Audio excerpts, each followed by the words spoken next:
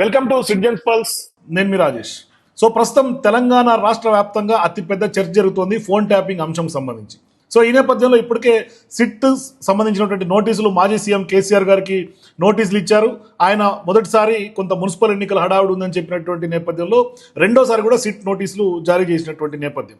ఇటువంటి సందర్భాల్లో గత రాత్రి ఆయన ఇంటికి వెళ్ళి నోటీసులు అంటించినటువంటి విధానం మీద పెద్ద ఎత్తున చర్చ జరుగుతోంది. అసలు మాజీ సీఎం స్థాయిలో ఉన్నటువంటి వ్యక్తికి ఇటువంటి సిట్ అధికారులు వెళ్ళి నోటీసులు అంటించడం ఏంటి అనే చర్చ పెద్ద ఎత్తున జరుగుతూ ఉంది. సో అసలు ఈ ఫోన్ ట్యాపింగ్ కేసులో ఏం జరిగింది, ఏం జరుగుతోంది, విచారణ క్రమం ఏ విధంగా ఉండే అవకాశం ఉంది, మరి ఇంటికి నోటీసులు అంటించడం ఎంతవరకు కరెక్టు, మరి ఈ ప్రొసీజర్ ప్రకారం లాలో ఏం చెప్తుంది, మొత్తం ఇదే అంశానికి సంబంధించి మనం మాట్లాడదాం. మనతో పాటు హైకోర్టు అడ్వకేట్ శరత్ గారు ఉన్నారు. ఆయన గతంలో స్పెషల్ అడ్వకేట్గా కూడా ప్రభుత్వానికి పనిచేసినటువంటి అనుభవం ఆయనకు ఉంది కాబట్టి మాట్లాడదాం. మనతో పాటు జాయిన్ అవుతున్నారు. శరత్ గారు నమస్తే. నమస్కారం అండి. సార్, ఏం సార్ ఈ ఫోన్ ట్యాపింగ్ అంశం సంబంధించి ఈ విచారణ క్రమం చూస్తే కనుక ఇప్పుడు సిట్ నోటీసులు జారీ చేసినటువంటి విధానం మీద మీ అభిప్రాయం ఏంటి సార్? అసలు సిట్టికి వాళ్ళకి మరి వాళ్ళ లీగల్ అడ్వైజ్ ఎవరు ఇస్తున్నారో ఏందో తెలియదు, కానీ అది ఒక బుద్ధి లేని ప్రక్రియ. ఒక రకంగా అంటే ఓవర్ యాక్షన్ అనేది చాలా బాగా కనపడుతుంది. ఇప్పుడు మనకి most famously and celebrated case Nandini Satpathy అని, ఇంతకుముందు former chief minister of Orissa, ఆమె కేసులో, తర్వాత జోగేందర్ కుమార్ కేసులో సుప్రీంకోర్టు కొన్ని గైడ్ లైన్స్ ఇచ్చింది సీనియర్ సిటిజన్స్ పట్ల, మహిళల పట్ల ఏ రకంగా ఉండాలా అనేది. తర్వాత కేసీఆర్కు మొదట ఇచ్చిన నోటీసులో ఆయన చాలా ప్రస్ఫుటంగా, చాలా క్లియర్గా, చాలా వినమ్రతగా విషయం చెప్పినాడు. ఏమని, మీరు అడిగినట్టుగా నేను శనివారం నాడు రాలేను, ఎందుకంటే నాకు నామినేషన్స్ పర్వం చిట్ట చివరి రోజున నేను పార్టీ అధ్యక్షుడిని, మున్సిపల్ ఎన్నికలు జరుగుతున్నాయి, ఈ దేశంలో నాకు పార్టీ కార్యకలాపాల దృష్ట్యా ప్రయర్ ఆక్యుపేషన్స్ ఉన్నాయి, నాకు మీ ఇన్వెస్టిగేషన్లో పార్టిసిపేట్ అవడానికి ఏ రకమైన అభ్యంతరాలు లేదు, నేను నా నివాసం వచ్చేసేసి ఎర్రవెల్లిలో నేను ఉంటున్నాను చాలా కాలంగా, నాకు అక్కడికే వస్తే కన్వీనియంట్గా ఉంటుంది అని అన్నారు. అన్న తర్వాత వాళ్ళు దాన్ని కేవలం ఒక రాద్ధాంతం చేసే ఉద్దేశంతోనే మళ్ళీ అదే నందినగర్ ఇంటికి పోయి ఆయనకు అక్కడ నోటీస్ సర్వ్ చేయడానికి ట్రై చేయడము, ఆయన అక్కడ లేడు అనే విషయం గ్రహించడము. ఇప్పుడు ఒక ఇంటికి వచ్చిపోవడం వేరు, ఒక చోట నివాసం ఉంచుకోవడం వేరు. తర్వాత ఆయన అంటే ఏ కారణాల వల్ల నందినగర్కు రాలేదు అది ఇది అని చెప్పాల్సిన అవసరం లేదు.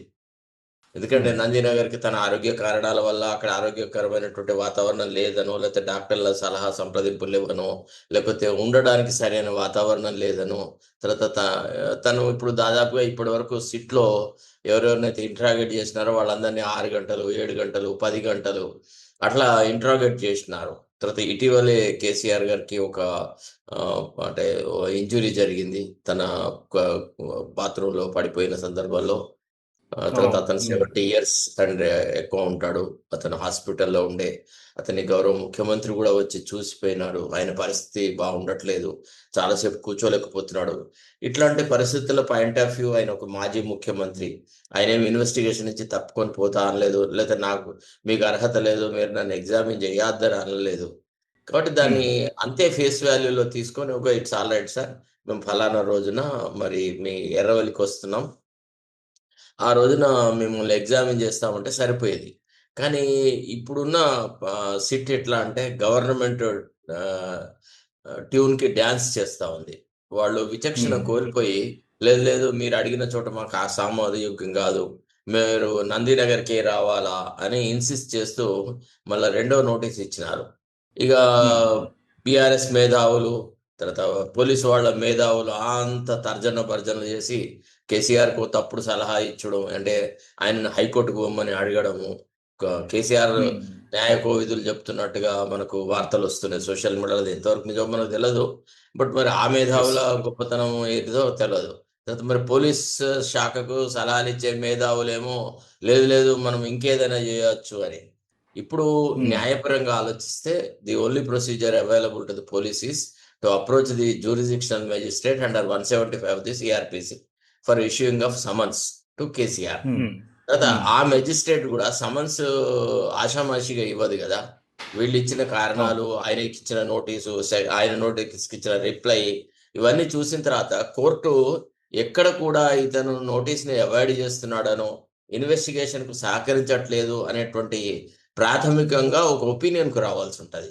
ఆ ఒపీనియన్కి అయితే అవును. వచ్చేటువంటి ఆస్కారం లేదు. ఒక ఆర్డినరీ పర్సన్కి కేసీఆర్ నోటీస్కి ఇచ్చినటువంటి రిప్లై చదివితే తాను అవును. ఇన్వెస్టిగేషన్ అవాయిడ్ చేస్తున్న సందర్భం అయితే లేదు. సో కానీ ఇన్వెస్టిగేషన్ కాదు సార్, ఇప్పుడు ఇన్వెస్టిగేషన్ సహకరిస్తూనే ఉన్నాను అని చెప్తూనే ఉన్నారు. లా అబైడ్ సిటిజన్ గా నేను సహకరిస్తానని మొదటి ఇచ్చినటువంటి రిప్లైలోనే చెప్పున్నారు. అదే ఒక్క నిమిషం ఒప్పుకోటండి. ఆ దశ లోపల మెజిస్ట్రేట్ కూడా ఆషామాషిగా సమన్స్ ఇవ్వడానికి వీల్లేదు.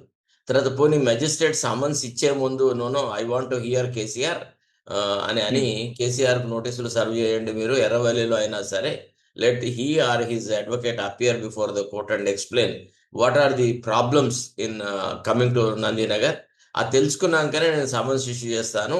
ఏ కారణం లేకుండా అకారణంగా పోలీసు యంత్రాంగానికి సహకరించకపోతే మాత్రమే మీకు అనుకూలంగా నేను సమన్స్ ఇస్తాను. ఒకవేళ ఆయన విల్లింగ్నెస్ ఉంటే నేను సమన్స్ ఇవ్వాల్సిన అవసరం లేదు అనేటువంటి మాట మాట్లాడేటువంటి ఆస్కారం ఉంది. వాళ్ళు లేదు, పోలీసు వాళ్ళు ఇటీవల కాలంలో జరుగుతున్న చాలా సందర్భాలలో మేజిస్ట్రేట్లు అంటే చిన్న ఆఫీసర్లు ఉంటారు, జ్యుడిషియల్ ఆఫీసర్, వాళ్ళ మీద ఏదో ప్రభావం చూపెట్టేసేసి వాళ్ళకు నచ్చిన విధంగా సమన్స్ తీసుకొని పోయిన ఆ సమన్స్ని కేసీఆర్ గారు ఒక రిట్ పిటిషన్లో ఆర్టికల్ 226 కింద ఒక రిట్ పిటిషన్ వేసైనా ఛాలెంజ్ చేయొచ్చు, లేదా సెక్షన్ 482 కింద క్రిమినల్ పిటిషన్ అయినా వేయొచ్చు. వేసేసి this is nothing but harassment, it is invading my privacy, it is unnecessarily damaging my public image. So both article 21 and article 19 are affected. I am prepared to cooperate with the police. My only request is that in view of my age and the recent injury to my backbone and other things, I cannot withstand such a rigorous examination. So కాబట్టి వాళ్ళను మా ప్రాంతాల్లోకి రమ్మన్నాను. దాంట్లో నేను ఎక్కడ violate చేసినట్టుంది. How could the magistrate come to a conclusion that I'm avoiding investigation అని ఎట్లా సమన్స్ ఇష్యూ చేస్తుందని ఆ సమన్స్ని ఛాలెంజ్ చేసే అవకాశం ఉంటుందన్నమాట. ఇది రొటీన్గా జరిగేటువంటి ప్రక్రియ. సరే, ఇదంతా నిజంగా అవసరమా ఇప్పుడున్న దశలోనంటే, మున్సిపల్ ఎన్నికలలో కూడా ప్రజలు వాళ్ళ ముందున్న సమస్యల మీద చర్చ ఏది జరగకుండా ఉండాలా, అనునిత్యం only KCR examination, phone tapping case, KCR వస్తా అన్నాడు, రానన్నాడు, సహకరించట్లేదు, ఈ రకంగా రామాయణం రచ్చ అంతా కేసీఆర్ చుట్టూ తిప్పాలి ఒకటి.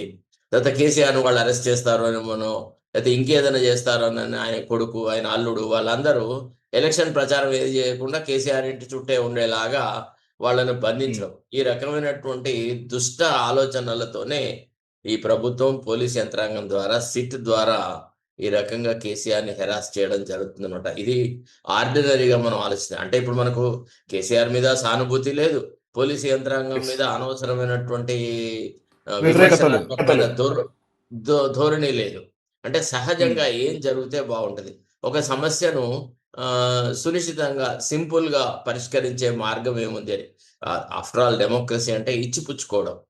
అతని సహకారం పొందే పరిస్థితి పోలీసులకు ఉండాలి, సహకరించాల్సిన బాధ్యత ఆయనకు ఉంటుంది. సో కాబట్టి కానీ కాదు సార్, సహకరిస్తారని చెప్తున్నప్పటికీ కూడా ఇంటికి నోటీసులు అంటించిన ఆ వ్యవహారాన్ని ఎట్లా చూడాలి? ఎందుకంటే తాజాగా సుప్రీంకోర్టు కూడా చెప్పినట్టుంది ఇటువంటి ప్రక్రియలకు పాల్పడొద్దని. ఇప్పుడు సిట్ అనేది ఒక కైట్, అదొక పతంగి, దానికి ఒక దారం కట్టి రేవంత్ రెడ్డి కిందికి మీదికి కిందికి మీదికి తిప్పుతా ఉన్నాడు. సో సిట్ స్వతంత్రంగా ఆలోచిస్తే అక్కడ ఉన్న ఆఫీసర్లందరూ తెలియగల వాళ్ళే. సిట్లో ఉన్న సజ్జనార్ కానీ మిగతా వాళ్ళు కానీ వాళ్ళని ఎవరిని తెలియలేని వాళ్ళు అని అయితే మనం అనం. They are intelligent officers, they know how to behave, how to conduct the investigation, and we expect them to behave with prudence. But unfortunately in our state ఎక్కువ వరకు investigation is being influenced by political bosses. So కాబట్టి వాళ్ళ influence లో ఉన్నప్పుడు investigation ఇట్లా పక్కతోలు పట్టడం అనేది చాలా పరిపాటి. దీనికి కోర్టు పరిష్కార మార్గం కనుక్కుంటది తప్పకుండా. ఒకవేళ వాళ్ళు సమన్స్ తెస్తే కేసీఆర్ హైకోర్టుకు పోతాడు, లేకుండా ఈ నోటీస్ మీదనే హైకోర్టుకు పోవాలని కేసీఆర్కి ఎవడో తప్పులు సలహాలు ఇస్తున్నట్టుగా అక్కడక్కడ వాళ్ళిద్దరు నాతో మాట్లాడినప్పుడు కూడా నాకు మెసేజ్లు పెట్టినారు. ఒకవేళ అట్లాంటి సలహా ఇస్తే మాత్రం అది కేసీఆర్ ఇగ్నోర్ చేయాలా, అట్లా చేయాల్సిన అవసరం లేదు. కేసీఆర్ కు కోర్టుకు పోవాల్సిన అవసరం లేదు. KCR definitely he stand is that I will cooperate.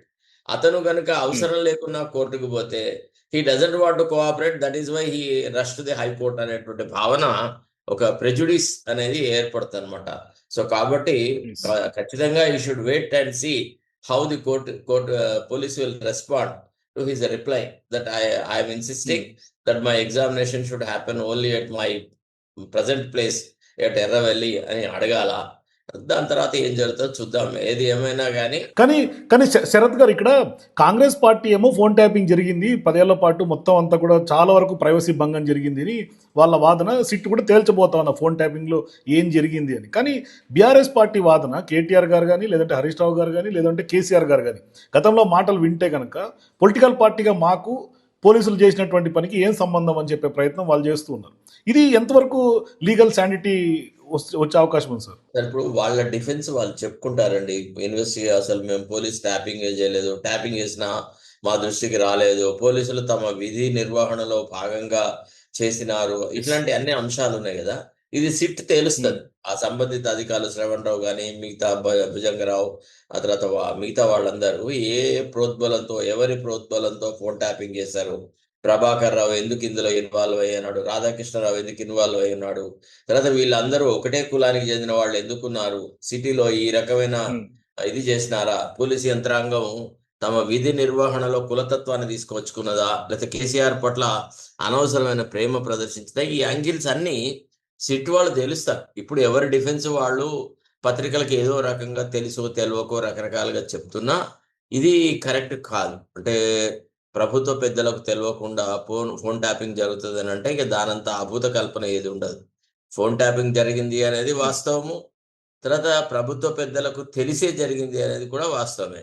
కాదు వాళ్ళు రిటర్న్ ఇన్స్ట్రక్షన్స్ ఇచ్చారా, ఇవ్వలేదా? రిటర్న్ ఇన్స్ట్రక్షన్స్ ఇస్తే పొలిటీషియన్స్ పట్టుబడతారు. ఒకవేళ రిటర్న్స్ ఇన్స్ట్రక్షన్స్ ఇవ్వకపోతే ఆ సంబంధిత పోలీస్ అధికారులు బలవుతారు. ఇది జరగబోయేటువంటి పరిణామం అనమాట. Yes sir.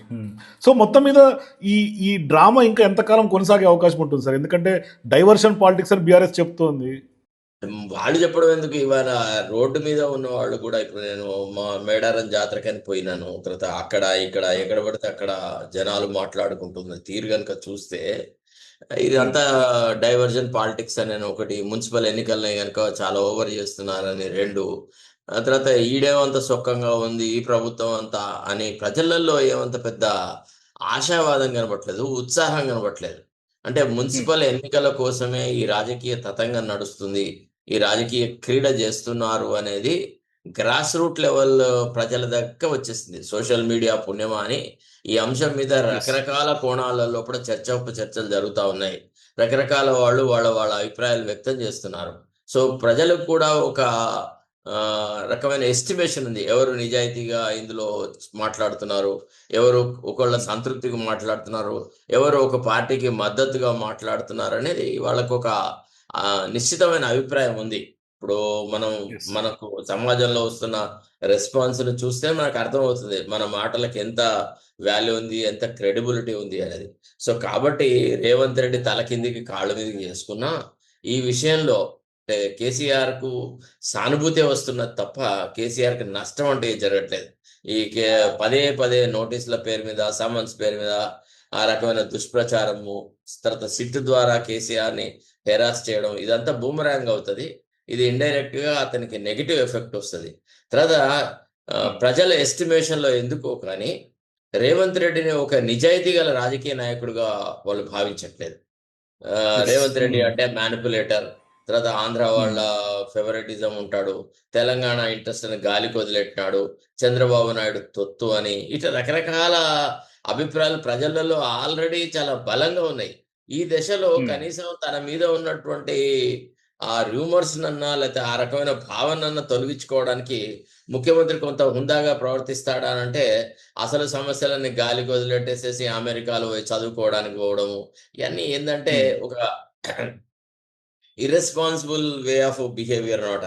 ఇప్పుడు ఏం చదువుతాడు, ఏం నేర్చుకుంటాడు, నేర్చుకొని వచ్చి ఎవరికి ఉద్ధరిస్తాడు, ఇదంతా ఎన్నడో చేయాల్సిన పనికి. ఇప్పుడు అంటే ప్రభుత్వం డబ్బులతోని, ప్రభుత్వ ఖర్చులతోని విలాసవంతమైన జీవితం గడపడము, విద్యాభ్యాసం చేయడం, ఇవన్నీ అంత చెత్త రాజకీయ పరిణతి. తర్వాత నాయకత్వ లక్షణాలు ఇప్పుడే నేర్చుకుంటున్నాడండి, నాకు అర్థం కాదు.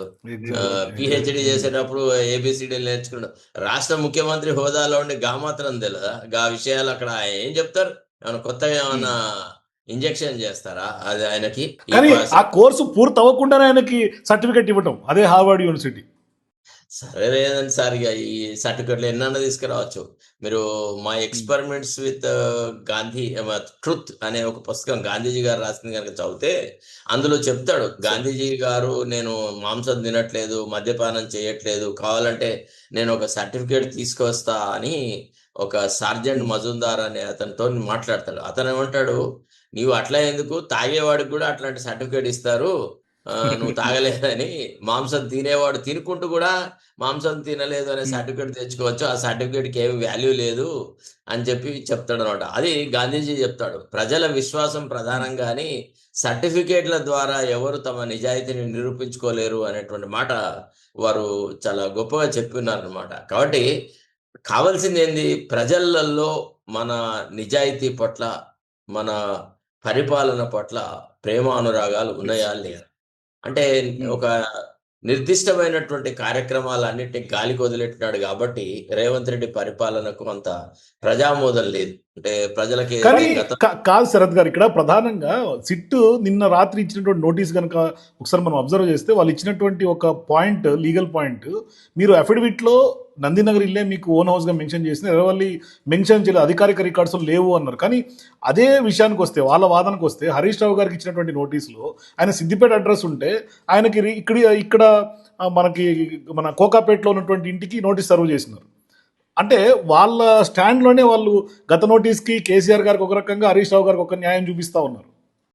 మీకు మొదటి నుంచి ఏం చెప్తున్నాను, సిట్ అనేది ఇండిపెండెంట్ గా పనిచేయట్లేదు, అదొక తోలుబొమ్మ, అదొక పతంగి, ఒక గాలిపటం అని Yes. చెప్పాను కదా. సో కాబట్టి మనం సిట్ యొక్క బిహేవియర్ లో రీజనబుల్నెస్ ని ఎక్స్పెక్ట్ చేయడం అనేది wrong. SIT is not acting independently, SIT is puppet in the hands of the honourable chief minister. The chief minister కానీ ప్రజల్లో విశ్వసనీయత కోల్పోతుంది కదా సార్, సిట్ సీరియస్ గా ఎంక్వైరీ చేయట్లేదు అనేది ఎస్టాబ్లిష్ అవుతుంది కదా అప్పుడు. ఈ ఈ టర్ములో ఎన్నికైనందుకు ఈ 5 సంవత్సరాలు దండుకోవడం తప్ప మళ్ళా భవిష్యత్తులో ఎన్నిక అవుదాము, ఎన్నిక అవ్వాలా, ప్రజలకు సేవ చేయాలా, ఇవన్నీ పోయినాయి. ఇవన్నీ కాంగ్రెస్ యొక్క భావజాలంలో కానీ కాంగ్రెస్ యొక్క ఆలోచన సరళిలో కానీ లేవు. రేవంత్ రెడ్డి నాయకత్వంలో ఉన్న ప్రభుత్వం ఇదంతా పెద్ద ఒక దండుపాళెం బ్యాచ్. ఏది దొరికితే దాన్ని దండుకోవడం, ఎక్కడ దొరికితే అక్కడ దోచుకోవడం, ప్రజలని హింసించడము, రకరకాల వ్యవహారాలు చేసినారు. అసలు ఇంతకంటే పాప ప్రభుత్వం అంటే కేసీఆర్ పోతే ఏదో మంచి ప్రజా ప్రభుత్వం వస్తుంది అనుకున్నారు, కానీ ఇంత దగులుబాజీ ప్రభుత్వం వస్తుందని మనం అనుకోలేదు. తర్వాత Yes. మంత్రివర్గంలో ఉన్న వాళ్ళు కానీ ఇక్కడ పరిపాలన ఉన్న వాళ్ళు కూడా వ్యక్తిగతంగా కేసీఆర్ మీద ద్వేష భావనతో ఉన్న వాళ్ళే ఉన్నారనమాట. సో వాళ్ళు వాళ్ళ ద్వేషాన్ని ఇప్పుడు వెళ్ళగక్కుతున్నారు, ఆ విషయాన్ని కప్పుకుంటూ వ్యవహారాలు చేస్తున్నారు. మరి మేము ఎన్నికైనాము, ప్రజాప్రభుత్వం నడపాలి, ప్రజలకు మేలు చేయాలి, మంచి చేసి ప్రజల హృదయాలను గెలుచుకోవాలా అనేటువంటి చిత్తశుద్ధి ఏదీ లేదండి. ఆ రకంగా అవును. అక్కడ ఉన్నవాళ్ళు అట్లాంటి వాళ్ళే. ఆయనకు సలహాదారులు కూడా అంతా థర్డ్ క్లాస్ ఫెలోస్. వాళ్ళకి ఎవరికి రాజనీతిజ్ఞత లేదు, విజ్ఞత లేదు, భవిష్యత్ ఆలోచనల మీద ఒక అవగాహన లేదు. అందుకే ఆయనకి ఏం తెలియదు కాబట్టి హార్వర్డ్కి పోయి నేర్చుకుంటున్నాడు అనమాట. ఇప్పుడు కొత్తగా ఇప్పుడు ఎట్లుందంటే ముగ్గురు పిల్లలు కన్నా తర్వాత సంసారం ఎట్లా చేయాలో నేర్చుకున్నట్టుగా రేవంత్ రెడ్డి ప్రవర్తన ఉందన్నమాట. అంత అసహ్యంగా ఉందన్నమాట. థ్యాంక్ యూ సార్, మాతో పాటు జాయిన్ అయినందుకు మీ విలువైనటువంటి అభిప్రాయం తెలియజేసినందుకు. సో మొత్తం మీద సిట్ ఏం తెలుస్తుంది, ఎందుకంటే రేవంత్ చేతిలో గాలిపటంలో ఉన్నటువంటి సిట్ ఏం తెలుస్తుందో చూద్దాం, భవిష్యత్ కాలమే నిర్ణయిస్తుంది. సో మరిన్ని ఇంటర్వ్యూస్, వీడియోస్ కోసం ప్లీజ్ వాచ్ సిటిజన్స్ పల్స్.